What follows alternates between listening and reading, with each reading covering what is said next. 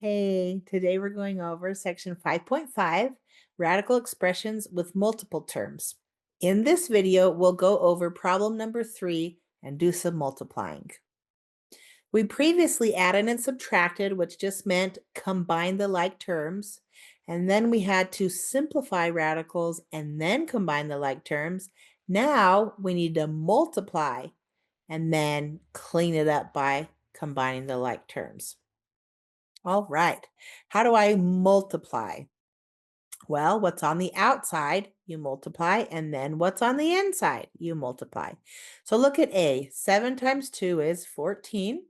And then you have a square root of x times xy, which gives you x squared y.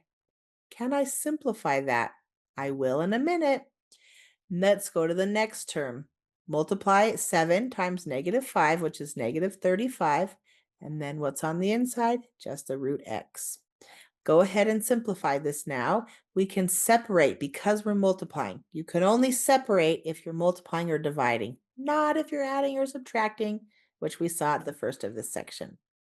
I know that the square root of x squared is just x. So I have 14x and then the square root of y, and then subtract 35 times the square root of x. Are there like terms here that I can combine? No. So I'm done. All right, let's look at B. I have the cube root of A, and I need to multiply it through each piece here. Notice every single index is 3. So we have all cube roots, so we're good to mash them together into one. Okay, so I have 2 out front, and then underneath the cube root would be A times A squared, which would give me A cubed. Yay, that'll undo each other here in a second. And then I'm going to multiply times -4. So -4. And then the cube root of a to the 5th times a. So one more. So a to the 6th. Then I multiply by that third term. So plus 8 times the cube root of a to the 8th plus one more, a to the 9th. Remember, when you simplify exponents in a radical, you will divide. Okay, so I'm going to divide 3 divided by 3. Okay, so 3 divided by 3 is 1. I already knew that undid each other. And so I have 2a as my first term. And then -4, 6 divided by 3 is 2. So that would be 4a squared. And then plus 8, 9 divided by 3 is 3. So a cubed. Are there any like terms or anything I can combine? Nope. You're good to go. Let's try C. How do I multiply when I have binomial pairs? Remember, you've got to distribute the 2 and distribute the root 3. So you could write it like this: 2 times 1 plus root 5 plus root 3 times 1 plus root 5. You've got to make sure that you go through and distribute.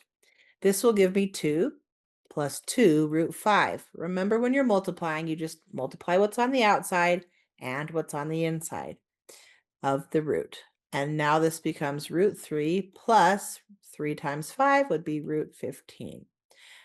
Are there any terms that I can combine? No, every radical is different. And so I'm done. That's all you can do. Just multiply. Let's try that again on D. Do you see a pattern on D? 4 plus root 5, 4 minus root 5. Do I have to go through and distribute everything? No. I can recognize the pattern of a plus b times a minus b, and I know that, boom, that's a squared minus b squared. If you go through and distribute, the middle two terms will add to 0. So let's just skip to our fun pattern. So a squared would be 4 squared minus b squared, which would be root 5 squared. So this would be 16 minus 5. The square and the square root undo each other, and 16 minus 5 is 9. That's awesome. Let's try E. Root 13 minus 2 quantity squared. If you think this is 13 minus 4, try again. You can't distribute an exponent if you're adding or subtracting. This is your key. I can't distribute that unless I'm multiplying. So adding and subtracting gets really picky. So make sure you multiply root 13 minus 2 times root 13 minus 2.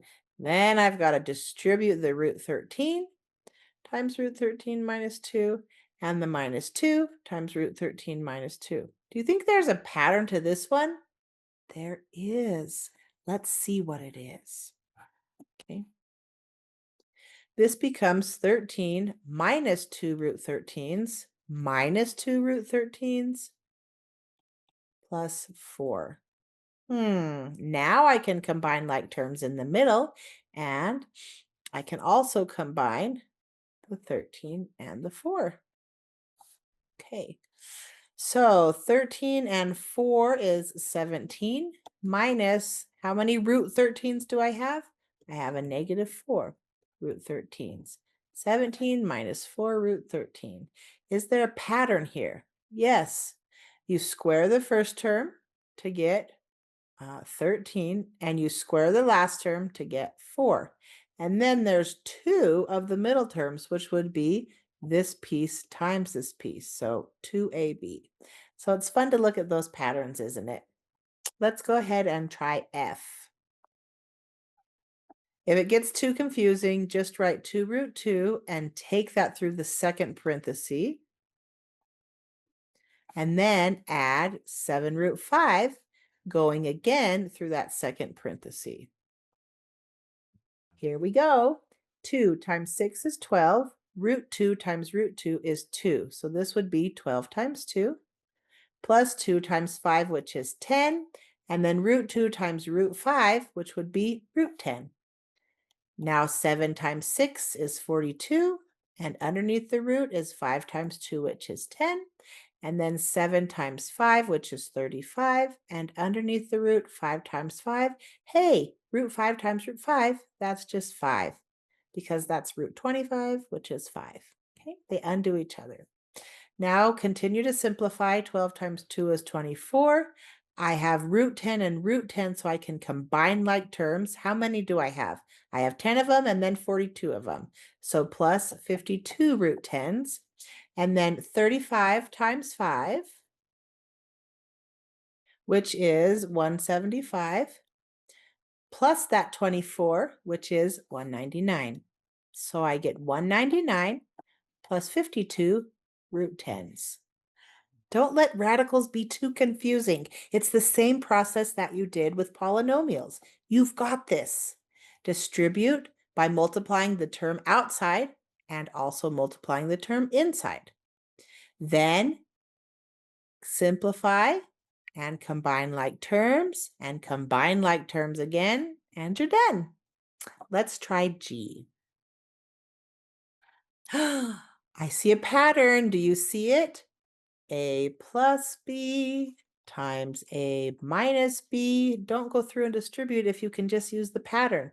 I know that the pattern is A squared minus B squared. So this will be root R squared minus root S squared. Okay, so this square and square root undoes each other, and you get R minus S. Great work, you guys. We'll see you again later.